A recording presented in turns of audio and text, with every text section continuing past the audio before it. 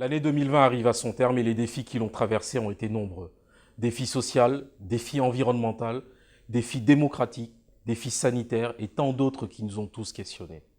La pandémie de Covid-19 que nous traversons semble s'inscrire dans notre quotidien sur le long terme, ce qui implique des choix difficiles à faire. Aucun d'entre eux n'apparaît comme évident. La seule boussole est celle de votre santé, un objectif auquel il est nécessaire d'ajouter la garantie de l'équilibre de notre tissu économique. Depuis maintenant de nombreux mois, l'économie du pays est mise à rude épreuve.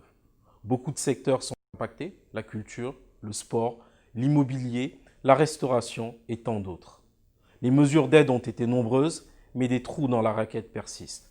Je pense notamment à la situation extrêmement précaire des intermittents de l'emploi, en faveur desquels j'ai déposé en novembre dernier une proposition de loi. À ce stade, la réponse du gouvernement ne couvre pas l'ensemble des difficultés rencontrées par le secteur depuis le premier confinement. Je sais la ministre en charge de cette question attentive à ma demande et je reste mobilisé aux côtés de ces professionnels. Je veux aussi dire aux salariés de notre usine Renault de Choisy-le-Roi que le transfert d'activité opéré par le groupe industriel à l'aune de 2023 n'altérera en rien notre détermination à réindustrialiser ce site autour de l'économie circulaire.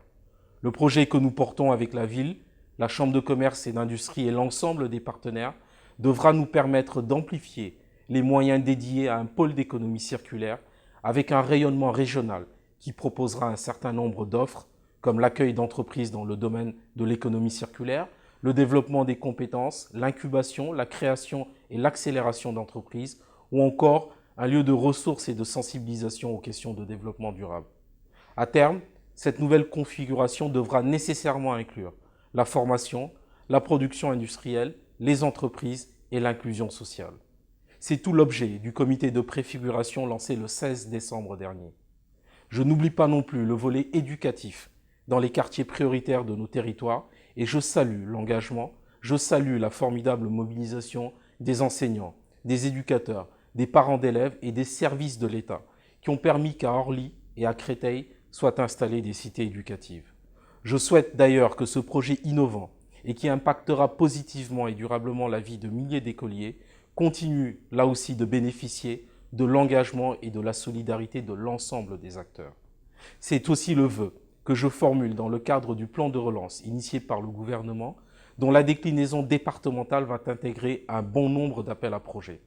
3 grandes priorités ont été dessinées à l'issue du comité de suivi départemental installé récemment en décembre par le préfet du Val-de-Marne et qui réunissait les acteurs institutionnels du territoire. La transition écologique, la rénovation du patrimoine public historique et culturel, la résilience sanitaire.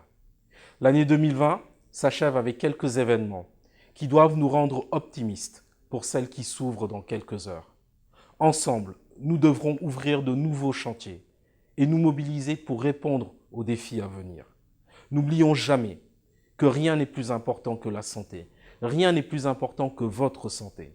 Et pour cette année 2021 qui arrive, je vous adresse mes vœux les meilleurs et vous souhaite une année apaisée et solidaire.